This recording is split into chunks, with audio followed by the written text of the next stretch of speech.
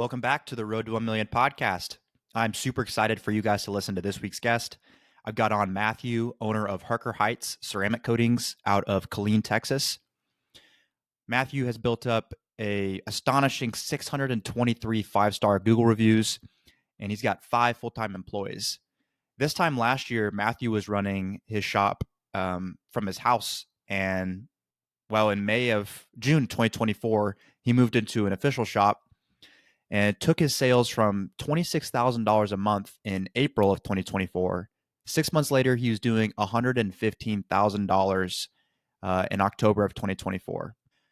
Matthew has his numbers dialed in. We talk a lot about differences between Google and Facebook ads. We talk about where he's getting all of his clients from. I mean, he knows his numbers to a T. There was a few spots in this episode where I had to cut it. And so if it seems like in the middle of the podcast, it switches topics, it's because I had to make that cut. Nonetheless, everything flowed pretty well, and I think it's all very understandable, but just wanted to give that disclaimer. I hope you guys can find some kind of value in this week's episode. Don't forget you can use the timestamps in the description to skip ahead. Without further ado, let's get right into it. All right, today I'm with Matthew, owner of Harker Heights Ceramic Coatings. Matthew, thank you for coming on the podcast with me. Appreciate it, Josh. Thanks for having me on. Of course. So, as I was saying before, the first podcast that we tried to do messed up. It's funny because I know where your shop area is at. I'm very familiar with it because my dad worked in Killeen for about 8 years. Fort Hood? Yeah. He worked at over kind of near Fort Hood. He was actually a psychologist. Oh, okay. Cool. But he lived in Horseshoe Bay, Texas. You know where that's at? Yeah, I don't. I have to Google it. Do you know where Marble Falls is? Yeah, I do. Yeah, I know where Marble Falls is. Kind of down near the Lake Travis and LBJ Lake is the lake name. Okay. Anyway, he lived down there. So and worked up to Killeen? Yeah. That was that commute like? Like 2 hours every day. And he was awful. He was used to it. Yeah. Yeah, no, not for me, man.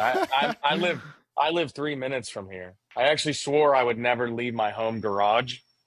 And fortunately, when we finally moved into a shop after I swore I wouldn't, I moved 3 minutes away. That's really nice.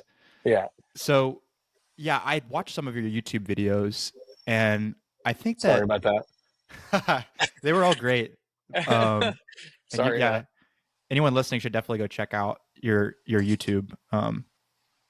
But yeah, it's interesting because I think the video I watched, you said that you were out of your home garage at that point, or your home shop, and I felt like that was only maybe a year and a half ago or so. So was this pretty recent that you moved in? No, it was less than that actually. May of 24 was our last month at my house. So 2 months from now will be June 1st, really. That first week of June of 2024 is when we took our first car here in the shop. We didn't really get rolling big time in this shop until about midway through June. So we weren't still working out of my old shop at my house. I just purposely, once we started moving in, I only took a couple jobs. So I was still trying to fix this place up. How's that been transitioning from your home shop to the new spot? There's a lot of obstacles for sure.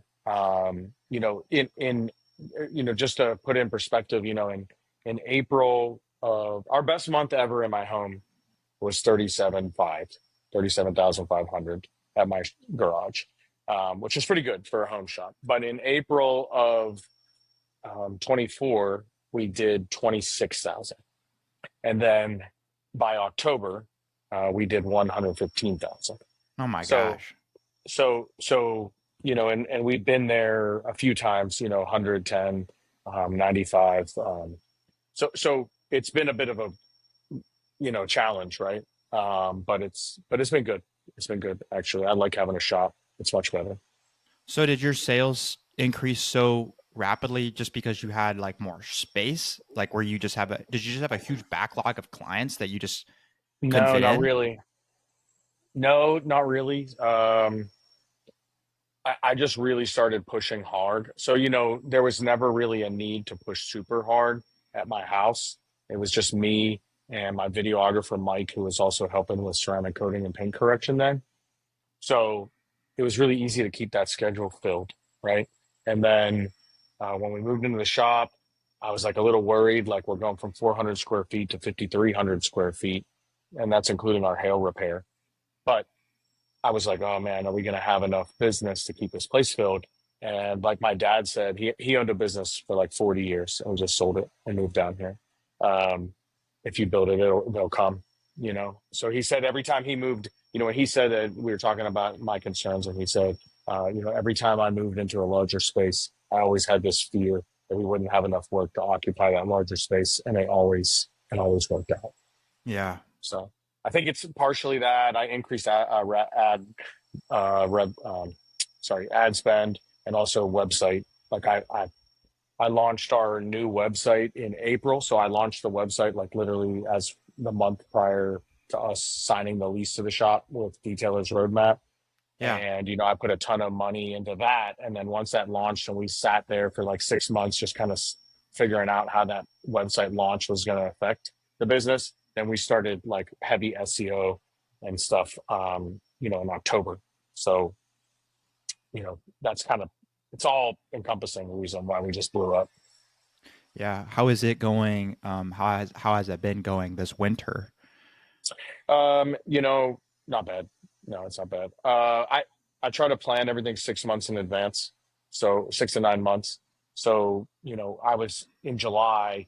I was worrying about December. Well, I mean that's not quite 6 months, but pretty much as soon as we got into the shop, I was already thinking about winter time.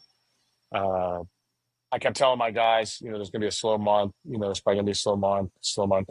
We did 115 in October. We did, let's see, let me take a look here. I let it switch tabs, we'll keep it open. That's a good Uh, question. yeah, I guess we'll find out. Yeah, so we did 115 in October, 95 in November, 94 in December, 109 in January. And then last month was I guess, our slow month. We did like 85, 86. So, Wow. we, February was slow. February was like the slowest month. Um, Same for us. March. Yeah, yeah, I think it's pretty standard. I wasn't really stressing it because I was planning and preparing. So Yeah. Weather was pretty bad here in the yeah, Midwest, yeah. Where are you at? Missouri. Okay, yeah. We hit like there was a couple of points in February where the weather dipped to 1 degree real feel, or whatever, and so when it dipped that low, like nobody wants window tint. I mean, it started raining. It was like there was even a little bit of a dusting of snow here, which is pretty rare for Central Texas. So, nobody's thinking about like keeping their car nice, and, they're just keep it in the garage. Right. Yeah, and sometimes I bet you're surprised by people driving still like an hour, to come and Yeah, visit you. right. Yeah, I just touched up a Bronco Raptor that we did, and they came in from an hour away. We get a decent amount of clients that come in from an hour away. But usually they're coming from towns that are kind of in the country and don't have a lot of city. But we do get people from like Georgetown, Austin that come up. And how are they finding you? The people that are like an hour away. The one that we just booked was Google, Reddit, and YouTube. So they found us on Reddit. Is that common? Uh, it's pretty common actually, because I have a strategy in place to make sure that people find me on Reddit. Actually, and I, and I can thank Chris Giovanni from Detailer's Roadmap for that, because he gave a bit of a tip that, if you think about it, right? Like let's say for example you have an issue with your phone. Okay, if you try to Google how to fix this error on my phone, it's like 700 junk. You know what I'm talking about? Like that AI, it's like 10 ways to fix your phone, and it's like broken English, and it's like restart you know what I'm talking about? Have you ever done that? yeah. Okay. So, but if you see a Reddit, post, right? Like you click on the Reddit post. And so, because that's like the old school forums that we had before they were destroyed by Facebook. So I make sure that we're on there, and I have a bot that tells me anytime somebody mentions the words PPF or paint protection film in all of Reddit.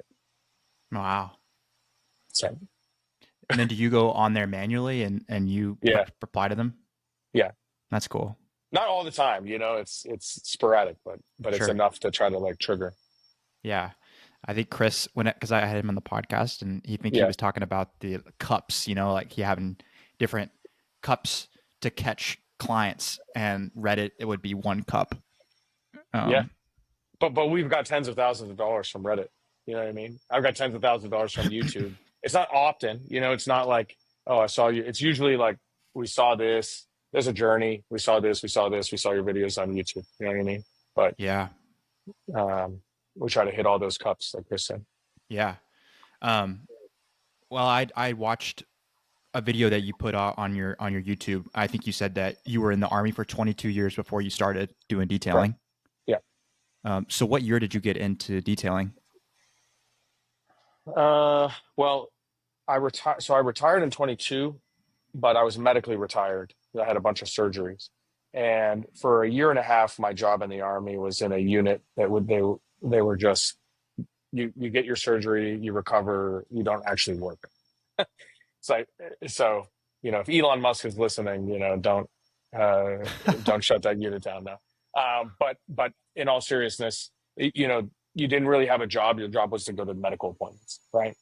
So because I was in for surgery and not like more of like a day-to-day issue, I had like all this free time and I was just playing video games. So I was getting ready to retire. I was 40. I had just turned 40. And I was like, oh, I put this ceramic coating on my truck. I had a race car and a truck that I used to tow the race car. So I put ceramic coating on this F-250. It's like, oh, it's a pretty cool product. Um, it's easy. I could probably do this just to stay busy and just have something rather than playing video games. And now we have a multi-million dollar business, or a soon-to-be multi-million business. But it just kind of blew up from there. So to answer your question, the short answer is like 2021. I had no detailing experience. I did a paint correction experience from 2007. I used to polish cars, like my own cars, like, oh, some paint transfer, I polish it off. But Yeah. like detailing, like I don't clean cars. Yeah. Well, your business's name is Harker Heights Ceramic Coatings. Um, Yes, uh, does anyone ever hit you up? Did they ever hit you up for detailing? we get it. It's on our website. Yeah, and we do it occasionally. We just limit the amount that we do it, honestly. Um, I just it's like the least profitable and the most complained about service. So it's not that we're too good to do it. It's just if I'm going to take up space in a bay, even at $450, $500, $750 of the detail we did recently, it's still losing money compared to if we were to use that space or something else. Yeah. So we just and it also like it's a pretty open space in here. So we kind of now Yeah. we're like blowing a bunch of stuff around the shop. So I'm trying to avoid contaminating window tint and PPF for a couple $100. Yeah. Yeah. So yeah, I they, think they do hit us up though, especially after every holiday. I get the inevitable, I need my car detailed right now because somebody threw up in it. oh, which that's probably a hard no. Yeah, we don't even do it. I just tell them, so we're not your person. Yeah, I think in the video that I watched, it said you started with ceramic coatings, like that was kind of your first service. Yeah, very first thing. Yeah, that and paint correction. So I was doing paint correction too then. So I Hmm. had a Corvette in 2007 that was black, and I couldn't find anybody to polish it. I didn't know how to do it. A bunch of detailers local to me in Arizona where I was living messed it up. So I flew somebody in from California to train me how to do paint correction. So that's how I learned, and then I just kind of remembered how to do it, and then got better. And so yeah, paint correction, ceramic coatings. That's what I started with. No detailing. Hmm. How long was it until you introduced paint protection film? Technically 4 months. I opened the business in late May of 21, and then I went to PPF training in September because everybody was asking for it, and nobody in the area really did it at the time. We all kind of started paint protection film at the same time. So I went to, but I didn't really actually, because I was booked out, I didn't really start it until like winter of 22, Mm. And when did you start window tinting? October of this past year. Okay, so So that's pretty recent. that's the one service I don't know how to window tint. So I hired a window tinter. We added it to our service in October 24. Wow. Is he full time? Your window tinter? Yeah, I mean, technically, yeah, he is. He is. He works Wednesday through Sunday. Wow. So you guys went from doing nothing to hiring on a full time window tinter and kept him busy? Yeah, yeah, incredibly busy. I gave him a guarantee. I gave him a guarantee. He gets commission. I gave him a guarantee that was obviously a bit of a risk on my part, but I just had a. I just I don't know. I don't know how to explain it, but I just kind of felt like I know this is going to be a thing for Mm-hmm. us. Um, he makes really good money, and we make good money. We're pulling 30. We're doing $30,000 or $40,000 a window tint a month Wow. with one tinter. So that's almost a 30-year business almost. Yeah, it is. So was Yeah. that something you knew? Like were you getting hit up about window tinting or was it something you knew you could upsell? Uh, we did get a decent amount of inquiries for window tint, especially on clients that were bringing us their car. We were doing a lot of paint protection film, and of course, somebody buys a new car, they'd love to get window tint, paint protection film, and ceramic coating all in the same space.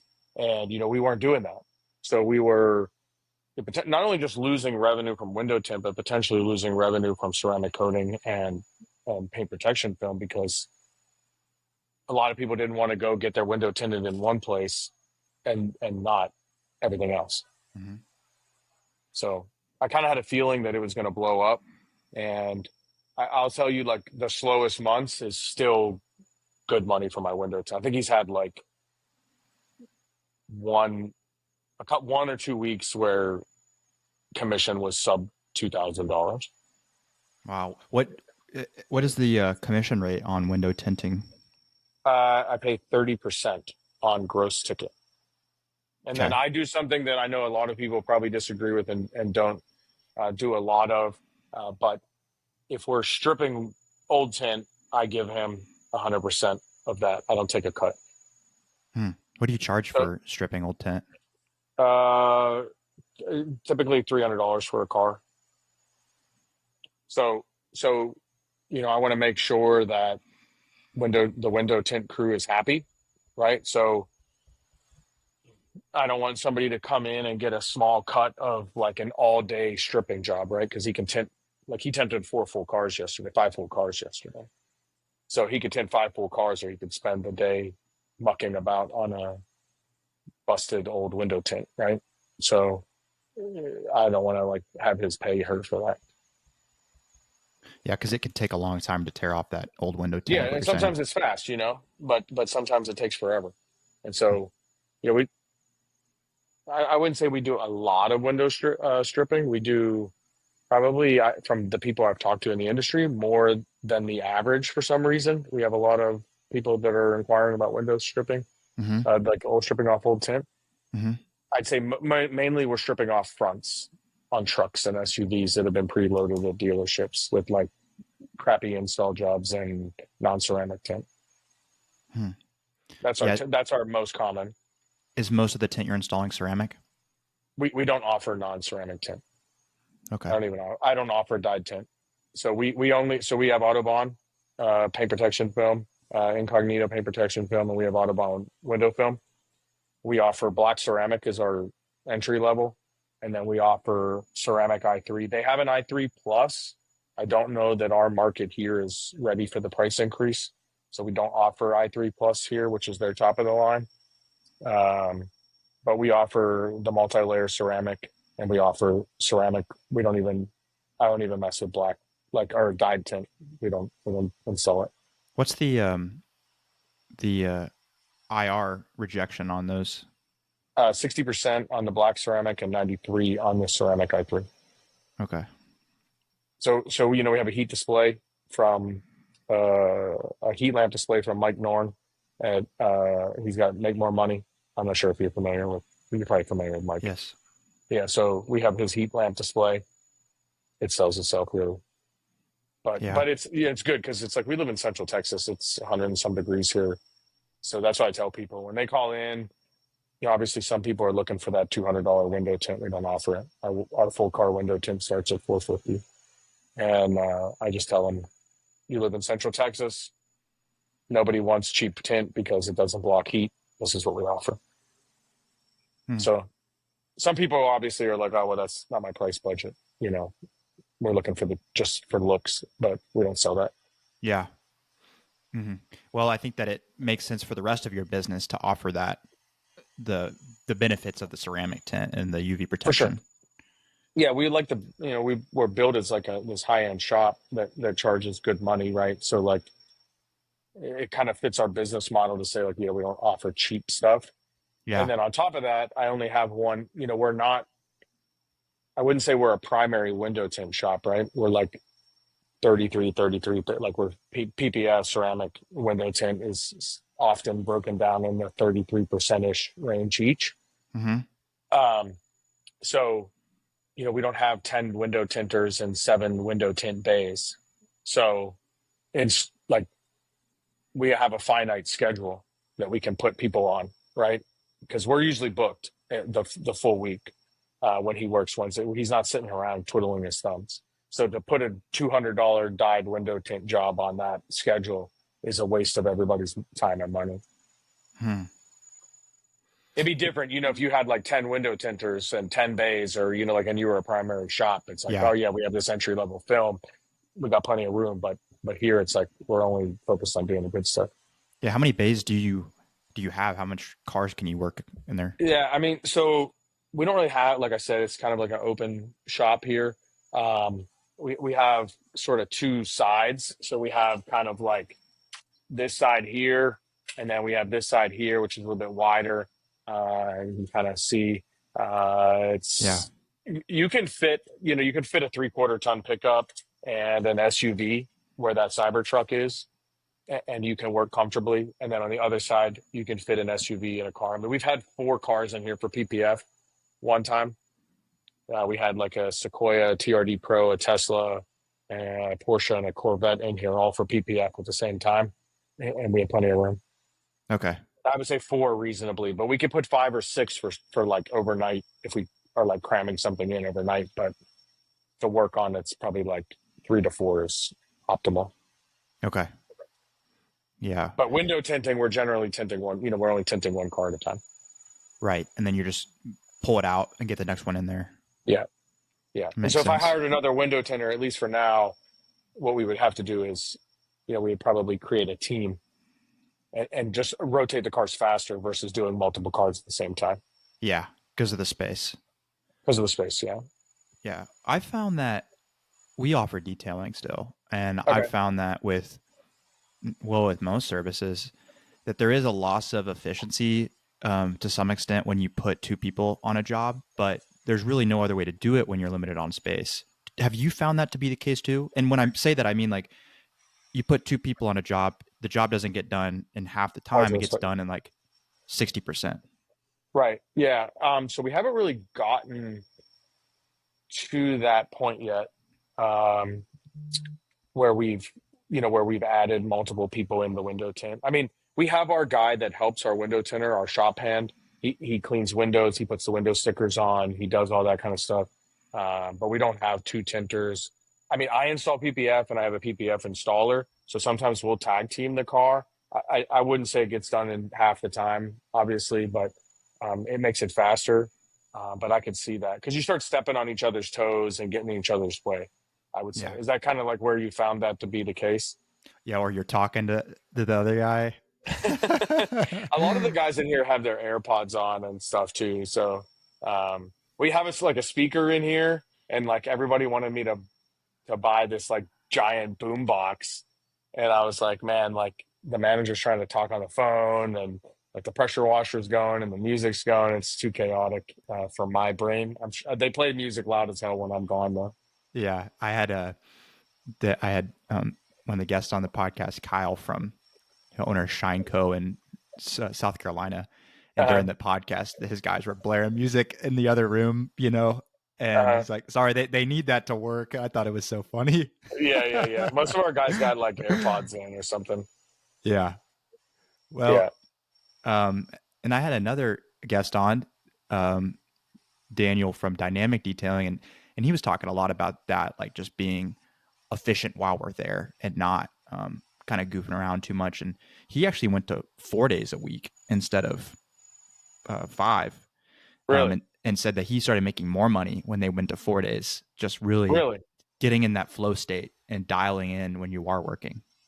That's it. That's yeah. I mean, I definitely think that we call it like slow rolling. Like oh like it's a light schedule day. So this is what I'll tell you. This is what I'll tell you. The lighter the schedule, the less efficient people are in my shop. And so like if they know that they just have like a simple job, they slow roll it. Like it is what it is. Like they could get it and get out, but they just relaxing, right? But when Mm-hmm. we're busy, like when we're super busy, like yesterday, like my tinter tinted 5 fulls or 4 fulls, it's like AirPods in, bam, bam, bam, get the next car out, get the next car out. Everybody's running around. Um, Opening 7 days a week is tough, but we're the only shop that's open on Sundays. We're the only shop that's open 7 days a week. So no matter what your schedule is as a client, we will fit you in. But not everybody works 7 days a week. Like my window tender works Wednesday through Sunday. The manager works Wednesday through. But the window tender, the manager, and the shop hand, they all work the same schedule because those are the most client and in and out moving parts. Myself, the videographer who also does ceramic coating and paint correction, we kind of we work too much, but we work when needed. And then the PPF installer generally works Monday through Friday or Monday through Saturday. So there's always somebody here at the shop, but not everybody's working 7 days a week. And anybody can take any day off they want. It's fine. Hmm. How is that, like having guys on different schedules? Does it ever feel um, like too independent to where you're not able to kind of get everyone on the same page, or do you feel like your Nah. employees really like that? I just accommodated everybody's schedule, realistically. And I don't think it's too independent. Mondays and Tuesdays are the slowest. If we were ever to go to 5 day business, 5 days, we would definitely be closed on Mondays and Tuesdays because we live in a military town. We offer high ticket items, right? And most people that can afford high ticket items, well, they work. I mean, that's how they afford it, right? So uh, it's very popular option to drop off a car over the weekend, and then also it works for people who maybe they work and necessarily like getting the service done isn't a problem because they work, but being without a car for 2 days is, but being without a car on the weekend is not that bad, right? They can drop it off Saturday morning for PPF on a full front, pick it up on Sunday. So I don't think it's independent. Like I don't think anybody has an issue with independence. Mondays and Tuesdays can be a little chaotic because the manager's not here, and you know the owner doing management things like trying to send invoices and stuff is not as easy. But I think it works. Hmm. Yeah, the reason I asked that is because we actually operate on a similar schedule. So we have Oh, you got a do? guy, we're open 7 days a week too for that exact reason. And I've been a big proponent of just like to stand out from the crowd, you need to create Sure, as less friction as possible. And like part of that is being open for sure. on the days that other detail shops aren't. But we've got a guy that usually takes off Mondays and Tuesdays and works Yeah, Wednesday through Sunday. And then we've got a guy that works Monday through Friday. And then my brother and we kind of work all the time. yeah. Sounds just like me and my videographer who's been with me the longest. Yeah, we don't really have the work never really shuts off. Yeah. Um, I mean, I like took off most of yesterday. I came in to like touch up this rat.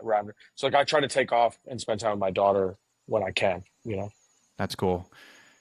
Yeah, and it's nice that you have that freedom. But I'd ask that because I just found I find that sometimes it would be nice to feel a little bit more like of that team aspect, you know. And I Uh, think part of that's just having like set times to like meet and have everyone there at the shop. oh, okay. Um, but So do they interact decently when they're because our guys are overlapped pretty good, you know? Uh, I would say. what do you mean Even by even that? the shop like there I mean, there's nobody everybody sees each other throughout the week. Like for Yeah. the vast, I'd say, Wednesday through Saturday, everybody's in the shop. So Wednesday, Thursday, Friday, Saturday. So 5 days a week, everybody's nobody works.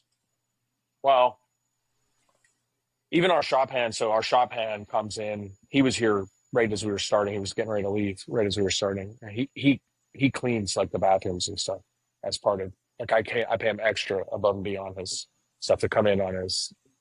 He wanted to quit his other job, so he comes in and he's a hardworking younger kid, and he comes in and cleans. I mean, I saw him today. You know what I mean? But Yeah. by and large, there's 5 days a week that pretty much everybody sees each other. Okay. So it, I think there isn't too much of an issue for us. But do you get that at your shop that it feels a little isolated or? Well, and the main reason I think it is because when people book an appointment, they Uh, book it with a person, not with the shop. And so there's not uh, like a person that answers the phone and books it, you know, and then the shop kind of coordinates it. It's more like you either book Austin or you book Blake, and then Austin or gotcha. Blake is in control of talking to that client. And it's very personable that way. And I think our clients, they like that because you know you're kind of booking this professional that's going to tailor towards you and make that person's responsibility is to make sure you're taken care of. It's Um, interesting. but we're also doing detailing, not PPF. For most of that stuff, it's we don't do any PPF. We do Okay. coatings, but yeah. So with the detailing, because that's what we sell the most of, um, Gotcha. I think it works for that specifically. I don't think it would work the same for those other services. I see. So the concern is like almost that like they almost become a separate entity for that interaction. Yes. Yeah, okay.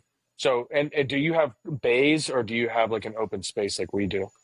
It's bays. You know, I mean, Okay. they're connected to some extent. You know, Okay. I can So shout over see, to like them. nobody has any privacy here, right? That's why we had to do a podcast on a Monday. And, Yeah. and it just so happened that like my PPF installer has a dental appointment this morning, so he's in late. So that's why we haven't started the cyber truck yet. And so I told my other guy he doesn't need to come in because I'm doing this podcast and the PPF installer is not going to be in there, so there's nothing to film video on. You know what I mean? Yeah. So there's no privacy, for sure. I did hire the manager to he does like warranty registrations and he delivers the cars and but we try to everybody does interact with the clients to an extent, especially if there's an issue, we don't stop them at the door because we don't have a waiting room. So Yeah. Well, another reason I do like that is because I think it makes the guys feel better too. Because when you're totally disconnected from the customer as an employee, I think that you become distorted. And yeah, when you see the person receiving the service, you really go out of your way. And I mean, you know that you guys have for sure. 600 and something 5-star reviews. So I'm sure that's Yeah, been a big contributor to that.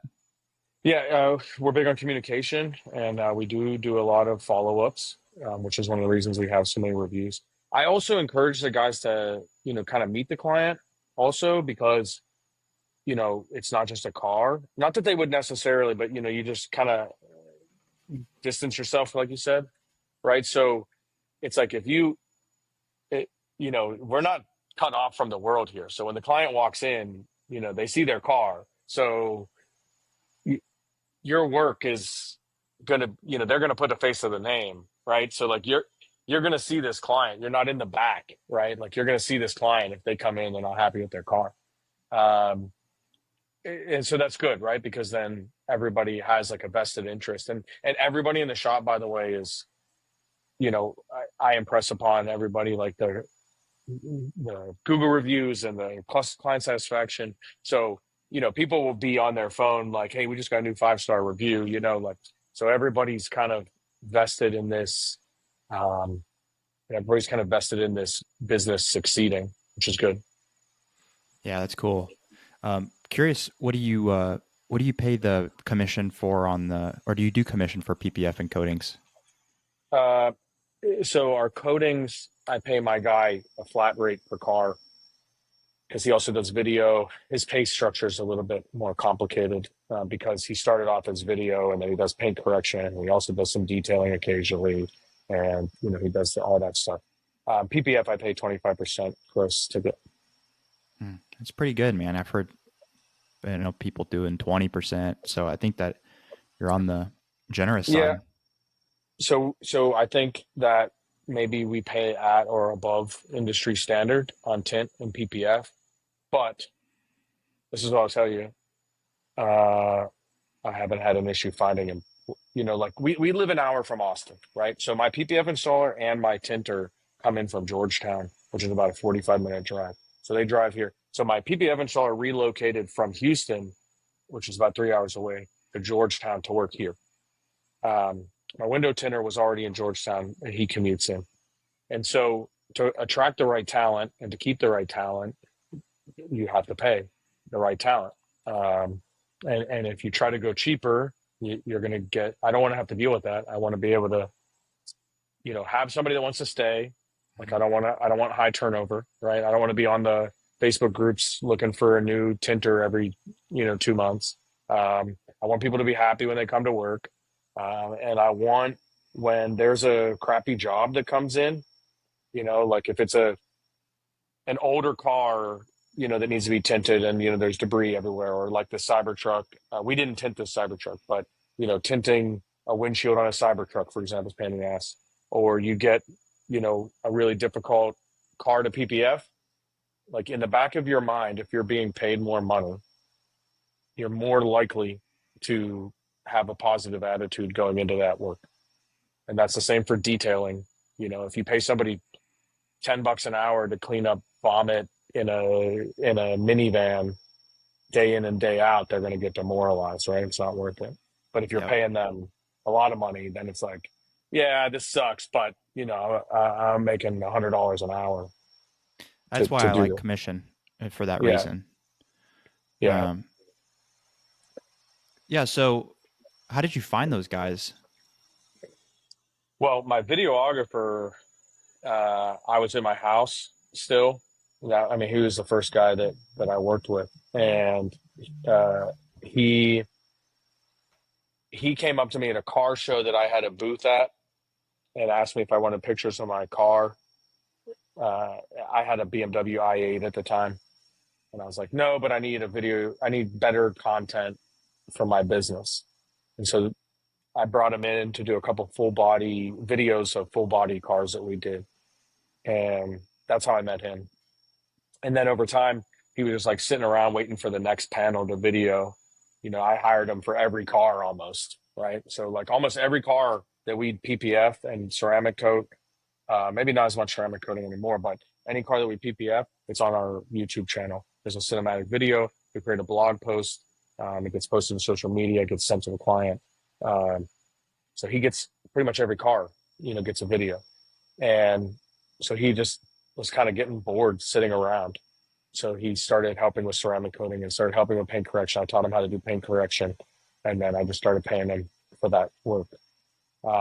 Everybody else was so Louis Parra, he recommended my window tint and my PPF installer. So my PPF installer was working for Eastman corporate, and he came to work for me. And then the window tinter was working in another window tint shop, and he was looking for a change of scenery and some better pay, probably. And he got recommended. So those guys came to me, and then the other two, I was looking on Facebook groups. Hey, I need a manager who's into cars. And it's kind of like everybody here likes cars, so it's not just like a job necessary. You know what I mean? Like like, oh, you have a Corvette that you're bringing to us. We're known for doing C8 Corvettes. You bring a Corvette to us. Well, my shop manager has a C8 Corvette. I got a 1940 hot rod. Everybody likes cars here. Yeah, that's cool. That passion, I think, helps. For sure. I think the So that's customers how I see found him, that. yeah. Yeah, for sure. So you said it's about a third split up between PPF, tint, and coatings. Yeah. Um, Yeah, give or take. But yeah. how do you get most of those clients? Do you know if 50% come from Google? Do Yeah, you know? I can tell you month by month, like I can tell you that last month we had 381 leads, 71 came from our website, 190 came from Facebook, Instagram ads, 53 came from Google ads, and then we had 51 that were kind of non-attributable.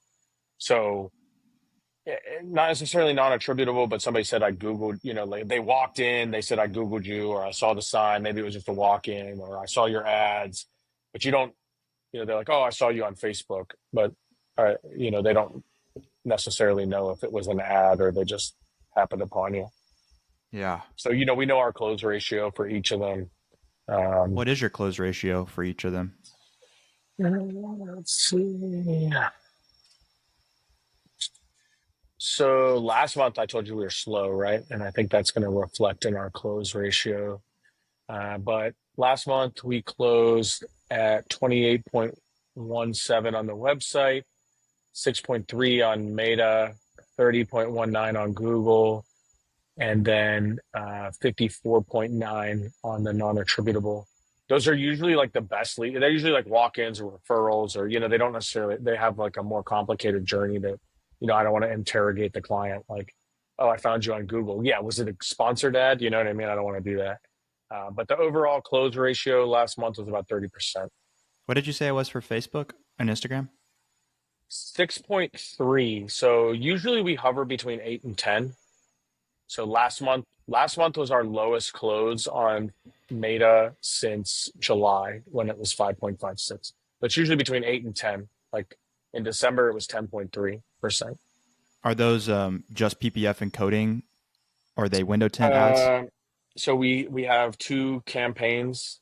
We have one that has a PPF specific ad and then like a general all services ad. And then we have another campaign that has window tint. And then on Google, we only do window tint ads. Hmm. Only Google or window tint for Google. Why is that? Search volume and lead cost makes the most sense around here.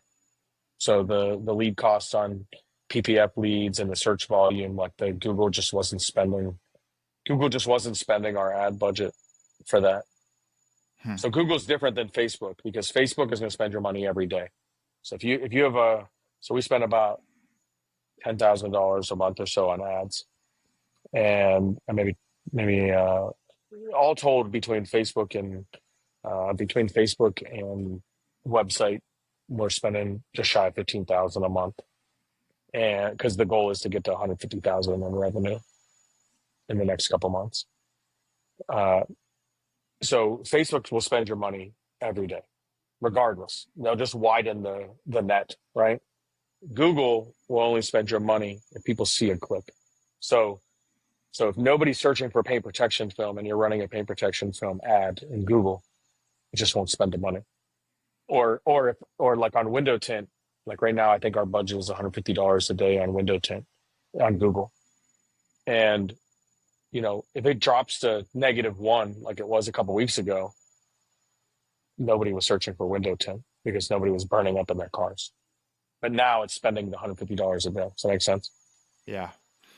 Yeah. I just met with a guy that kind of helped refine my Google ads, Mm-hmm. and we were running display network ads for Google. Like we were running Mm-hmm. it to garden websites and third party car websites, and we turned that off, and which makes perfect sense. I mean, I had been doing Yeah. that for several months and probably shouldn't have because Mm-hmm. it's no This different wasn't your than client base. yeah. I mean, it's just not people interested in that service. It's just like a random ad that you see while you're shopping for garden Yeah. supplies, and Sure. that's not really what we were going for, right? We're kind of going more Right. for the people searching for this specific keyword on Google or on a Right. Google third party like Yahoo or Bing or something like that. Those are also okay. hmm Um, I couldn't tell you, like, I couldn't tell you where our ads are. I couldn't tell you. I've been with the same guy for like going on 3 years now, 2 years, 2.5, 3 years, and I just pay him to do it. Like I trust him because I get results. You know what I mean? The ROI's there, yeah, but but I don't have like an exact. I wish I could tell you like exactly where ours were. But he does great for me, and he just kind of changes things up, or he's like, we need new content. Whatever. yeah. What are you finding on your Google ads are best pictures or video? I don't even know if we have videos, so Okay, got it. yeah. We're only doing detailing for Google ads. Oh, for Google. Okay, okay, Yeah, got it. but Okay. we just have photos on there. What do you find? So on Google, I don't know. I don't know what we're doing on Google, to be honest. We mainly do video ads. So almost all of my ads are video. But interestingly enough, I have the most experience with Facebook and Instagram because I've been running, you know, 100, I've spent over 100,000 plus dollars on Facebook and Meta ads. And for window tint, it seems like a lot of times cheaper results are pictures, but everything else, video works better. So Say that most of again. our ads are so for window tint on Meta, on Google, or I mean on Facebook and Instagram. For some reason, window tint pictures ads, they deliver a lower cost and have more results. But everything else, PPF and ceramic and all that, works better with video. Hmm. What kind of So, videos are you running? we change them up occasionally. So I have one that's like my all services ad that we've been running for 10 months now, maybe, or something. Uh, it generates a ton of revenue. It's our kind of our main ad that everybody in town has seen. And just decline this call here real quick. Um, and so there's that. And then like for PPF, it's usually like like an action reel, if you will, of just us installing PPF with some text overlays. Or and then window tint's the same. But then we run some retargeting stuff, which talks about what makes our PPF worthwhile. We're wrapping edges, things like that, so people see it when they go to our website and all that. They see like the various, like, oh, this is why you should choose Harker Heights Ceramic Coatings for your window tint or PPF. So it just depends, but generally speaking, there's some sort of like action reel that we found. Laying PPF on a hood and a time lapse of PPF install, that kind of stuff. Did you have to do quite a bit of testing to find something that worked? It's always testing. That's the thing. It's always testing. We haven't really switched a lot recently. I've been just slammed, but with work and other stuff, family stuff. But it's like a constant, like, this doesn't work. So every time I upload a video, I'm like providing the ad guy like 6 versions or 12 versions even, right? Like, it's the same video, right? With let's say 3 different intros, okay? And then of those 3 versions, like maybe there's one with music and one without, one with voice overlay, one without, one with captions, one without. So we're always trying to figure out, what does the best, what hook brings people in and keeps them watching. You got like less than 5 seconds. So we're always testing that out. It's like the first line, like, are you looking to protect that new car? Or, hey, Killeen, do you have a new car? It's like what resonates with people Yeah. Do you do any ads where you're talking like in front of the all the camera? time, all the time, all the time. Yeah, almost all of our ads. have me talking in some capacity. And is it you usually standing in front of the car, or is it like just Um, like a voice overlay? it's usually like me standing. Like I'm usually like talking on camera. Yeah. Yeah, I mean we do a lot of camera video work, so I'm comfortable on camera, and so all the videos, you know, I think that's a benefit. It sells, it's personable. You're seeing the person. Oh, I saw you on camera. I see that. I get that all the time. It was actually one of the reasons that my wife and I said, like, we got to get out of the house. Like, I got to get this business out of the house because we'd be in town, and I spend a lot on advertising. So we'd be out in town, and people would be like, "Oh, I recognize you." So, so like, I'm not like, I'm not famous. I live in a small town in Texas, more or less, a medium town in Texas, right? But, but like, I cut the end of my finger off doing PPF. My razor blade slipped. I cut my end of my, and the nurse was like trying to get the bleeding to stop, and she was like, "Oh, I recognize," you That's know. funny. So like it It's happens, good. or like we're out with the family, and my daughter, and somebody comes up to us at a pizza place. I was like, "Hey, I follow you on Instagram," or something like that. And so it was like, these people know know where we live, our addresses on Google. Yeah. So that was kind Uh, of the uh, reason why you switched. yeah, one of the reasons. Yeah, yeah. It was just like we already had like 200 and some, 300 and some reviews, right? So we weren't like just like a nobody business. So people already knew who we were, plus the ads. So I was kind of wondering, you said you had 300 reviews before moving into the new shop, Yeah, 250, 300. You've gotten something like that. I almost think it was something like that. so you've gotten almost 300 reviews just in like the last like 10 months. 10 months. Eight. Yeah, What's your yeah, process like for getting reviews? Like are you personally yeah, reaching out to every client? yeah. So we do. We have a. I mean, we have a pretty robust system in place to ensure, because reviews are important, right? Not just because the review itself is obviously gives client trust, but it's SEO purposes, right? Somebody mentions window tint in Google reviews, Google's more likely to recommend that. So we have, first off, I want everybody to be happy with their service. And so what we what we do is, so everybody, let's say for example, everybody, I actually had this prepared because I knew you were going to ask me this question. I had a feeling anyway. Okay, so one of the things that we've been doing for a while is we give everybody a care package. So if you are doing ceramic coating or paint protection film with us, we give some referral cards. They get a warranty certificate. They get a thank you note, which I write, me or my manager, we write like a personalized thank you here. This QR code takes you to our Google review. We also mention it a lot. And there's some care instructions here, some basic care instructions. And then on the back are YouTube video QR codes that teach people how to take care of their car.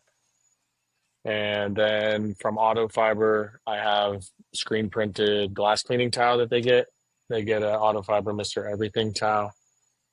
It goes into this microfiber bag, which is also from Auto Fiber. So they get a Dreadnought drying towel. And so they get all that stuff. We mentioned Google reviews. And then in 2 weeks, they get an email that says, "How's everything going? Are you happy with it? We'd like a Google review. If so, if not, please let us know what the problem is." So there's been times where people hear of my guys that complain like, "Man, it seems like we get a lot of comebacks." And I tell them like, we aggressively want to make sure people are okay with their job, right? So like, you're either okay with your job and you want to leave a 5-star review because you're so happy with the process, or you have an issue, we're going to fix it, and then we'll get you that 5-star, right? Um, because I want everybody leaving here to be happy. And so that's what they get.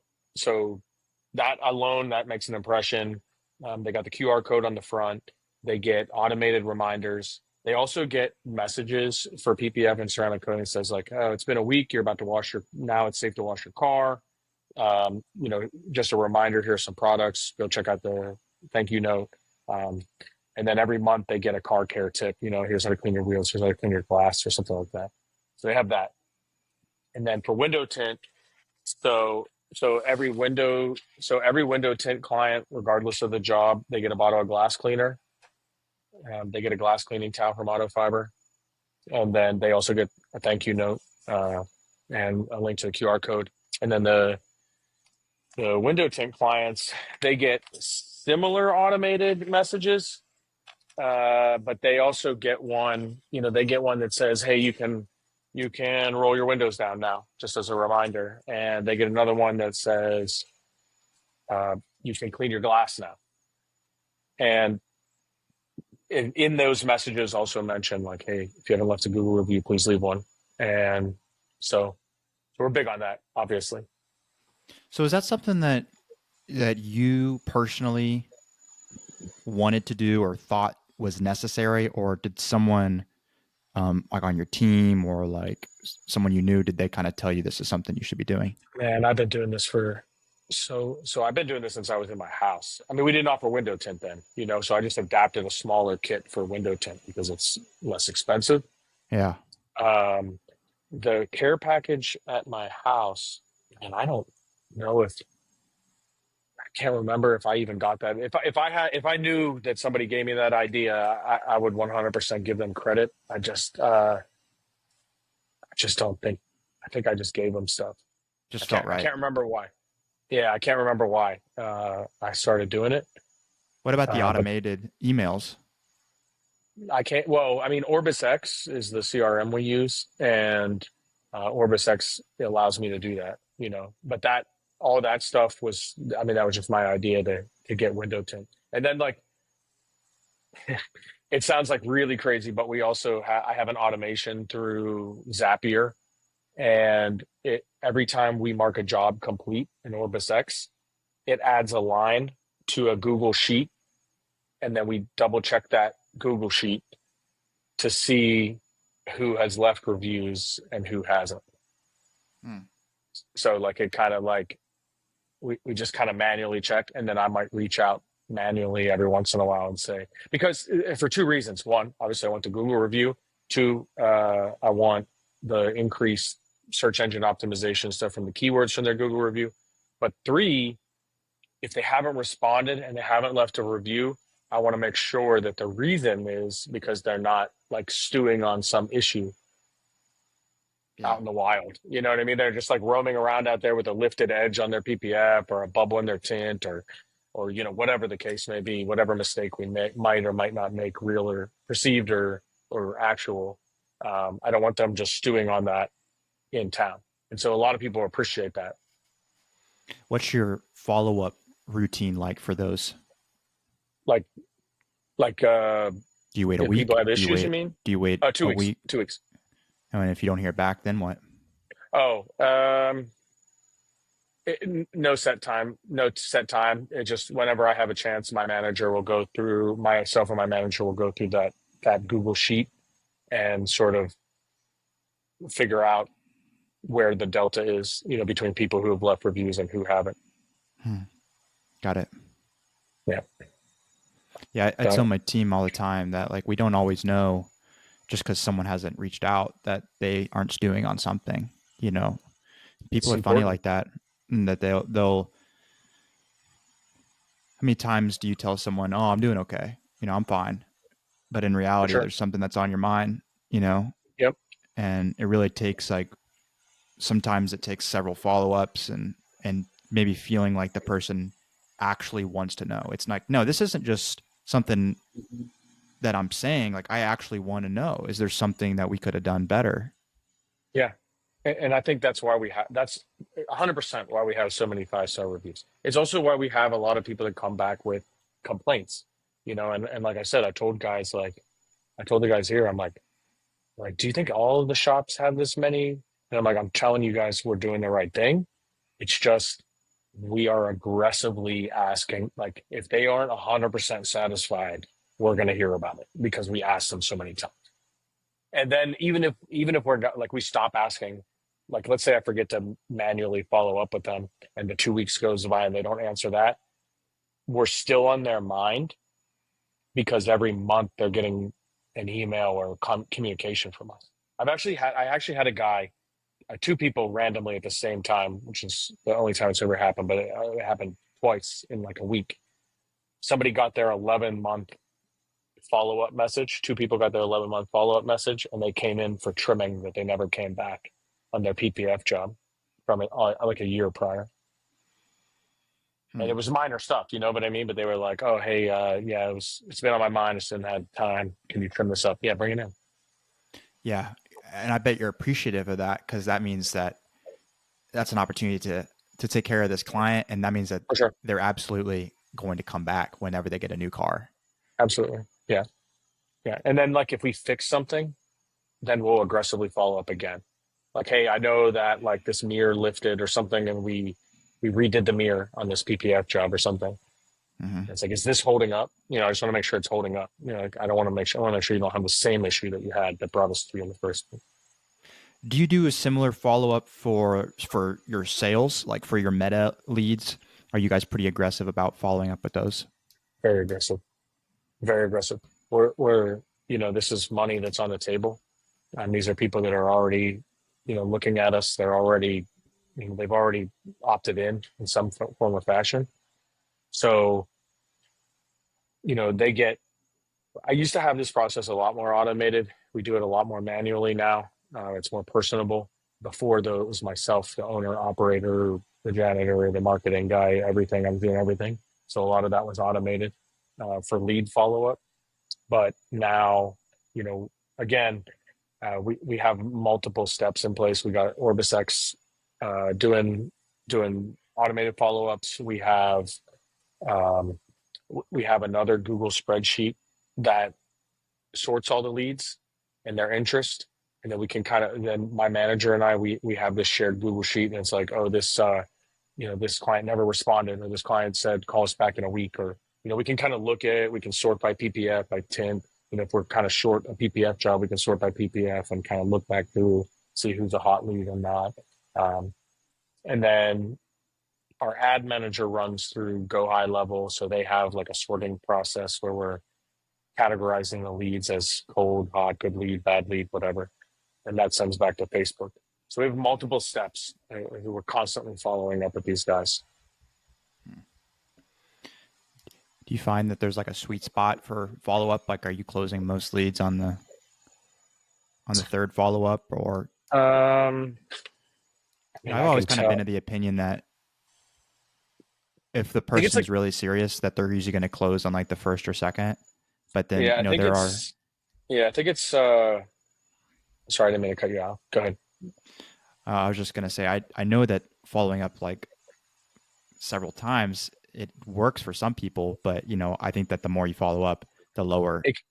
Yeah, it can be. Yeah, for sure. There's diminishing returns, and we'll even, you know, at a certain point, that spreadsheet that we use, you know, we'll absolutely like we'll delete people off that spreadsheet that we're like, you know, we're not. I'm not going to spend 10 man hours following up on this 2005 looking for window tint. You know what I mean? Yeah. We definitely try to focus that. I'm trying to pull up the stats here, but my internet's running slow. But I'm trying to pull up because I can tell when like the average time to close based on the but now I can't find it. I think they just changed the oh, there we go. Okay, they changed the interface here. So I can tell you that, let's say, for example, in February, I'm just looking here. So if I do website, so I can tell you that the average lead on my web that came from my website took us an average conversion time of 8 days. So the average ticket that came in from our website leads took approximately a week or 8 days to close, which is interesting, right? Yeah, it seems long. It does. Yeah, it does. It does. But you know, I've converted clients that were 2+ years old. Wow. or converted leads that are 2+ years old, for sure. Yeah. Yeah, I got one that was texting me right before we started the podcast. I don't know if he's going to book, but this is the um, but he was a lead like 10 months ago, and it's like he submitted another lead. It's like, you want to book this time, and we'll see, But Same so car. maybe different car, different car, same person, right? Yeah. But he said, oh yeah, I got I got friends that do this in a different town. I'm like, well, how come you're not going to them? And he said, well, I don't mix friendships and business. I was like, okay, well, let's see if we can close this deal. Yeah. Um, Curious to know what your 2025 goals are to get to that 150. I know you said you want to get to 150K in a month in sales. Yeah. How are you guys planning on doing that? So later today, I actually have a um, consult call with Grant Menard, and we're gonna do sales coaching and business coaching through him. And so that's one thing that's like kind of proactive, and everything's been proactive actually. But starting in October of last year, I started the plan for March. So we're about to hit my March, April is my plan. Uh, like March, April was when I wanted to really hit the ground running. So I think I've already implemented the plan to hit that 150. Our ad spend is consistent with our ad spend and website and SEO is consistent with 150K in revenue. So my gross profit right now is low because I'm not hitting the 150. But everything's been a plan to hit March or April and beyond. And part of that is, we started window tinting in October. We weren't known for window tinting, and now we're result 6 or 7 on Google. So we spent extra money on search engine optimization with Chris at Detailers Roadmap and stuff, and Google Business Boost to reach that goal by March or April instead of July to October, right? Instead of 6 to 12 months, we try to make it 6 months. And we spent ads to get the awareness out for window tint, and we got that coaching call. And then I'm also probably going to be switching our Google listing. So I filed a DBA request with the state of Texas that I'm waiting to come back to be able to change our Google business listing to, instead of saying Harker Heights Ceramic Coatings, to say HH Ceramic Coatings Tint PPF or paint protection. So that way it's legally a business name. I can change the business Google profile without getting suspended. Because right now, it says window tinting service, but somebody may just look at that and not see. Yeah. If they just look at ceramic coatings, they think, oh, they might Correct. not offer it. Right. Yeah. So I filed a DBA with the state of Texas that will allow me to change the Google listing without violating Google's policies. Yeah. Yeah. I remember Chris saying that on the podcast. Yep. He said, So I had I hung out with Chris over at the Autobahn dealer conference this past week. So I decided to do that. And then I also changed the primary service for our Google listing from auto detailing service to window tinting service. There's no paint protection category, right? So it's either auto detailing or window tinting, and window okay. tinting makes more money. So Yeah. we're going to give it a whirl, see if it changes it. I'm okay with failure. We can always roll back. Yeah. Yeah. When you switched your website for a Detailers Roadmap, did you guys see like a reset on your SEO? Like, did that take a while to kind of bounce back? Not really, because I had a really robust site. And so that was a huge project for Chris and his team. I think it's like one of the bigger websites they've ever had to convert over to their system. And I had like hundreds of blogs already. And so a lot of the issue was structural. And so when they fixed a lot of that stuff, we saw some pretty instantaneous results. I'm not saying that I would expect that on every case, but we didn't start from zero and get a site, which would take a long time. We had decent rankings for a lot of keywords already, and then just some of our site was set up incorrectly previously. So fixing those technical problems, Google boosted that pretty well. Trying to look and see what our website leads. I mean, in June of in June of 24, we got, we were still low on like leads and stuff, and now we're like, 71 plus easily. We're getting a few a day at least. Yeah, my fear with making changes to like big changes to like the website, whether it's like your domain or like switching the host or like your Google business profile, like switching your address, which you had to do that, is like Google docking you, and like pushing you Yeah, way down in the search results. Did you have that problem when you moved, when you switched I your didn't. address? I didn't at all. I was actually really worried about it, but I didn't. I know I've heard the horror stories, so I know exactly where you're coming from. Maybe it's because we went from a residential to a commercial location, and so maybe Google like saw that as a positive. You know, because I've heard being docked for residential addresses. So maybe there was something, but like I didn't get locked down. Like I changed the address, they changed it. There was no like shutdown, prove that you moved. It was seamless. I was surprised. Hmm. I was expecting a lot worse. Yeah.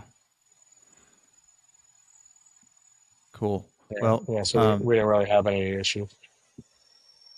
any closing thoughts? Um, I man, I could mean, talk to you all day, but yeah. I mean, you'll just ask Chris next time he's on your podcast. You'll never find anybody that can out talk me. So we could sit here and chat all day. I would just say that you know. I guess, it's cliche, but I'll just say like, if you build it, they will come. I said I would never leave my home garage. I used to say to everybody, I'm just an asshole in his house. Don't listen to me. I'm just an asshole in his house. And now we're gonna, if we go below 1.2 million this year in gross, I'll be surprised. We closed out last year at like eight something, and 600 six something of that was in from June to December. So we opened the shop. I was worried about it. I mean, obviously, you got to take calculated risks, but I was worried that we wouldn't fill this space, and it's not been a problem. cool. All right. Well, thank you, Matthew, for sharing some of your secrets to success and your story. And this has been really helpful for me. I hope it has for Yeah, everyone listening. absolutely. Would love to do it I again at appreciate some point too, if you ever want to come back. anytime. Like I Cool. said, I'll talk to you all day. Well, that makes two of us, man. But All I know right. we got work to do. So, Yeah. Yeah. I'm gonna get to this cyber truck. all right. All right. All Thanks right. everyone for listening. All right. Thanks, Josh.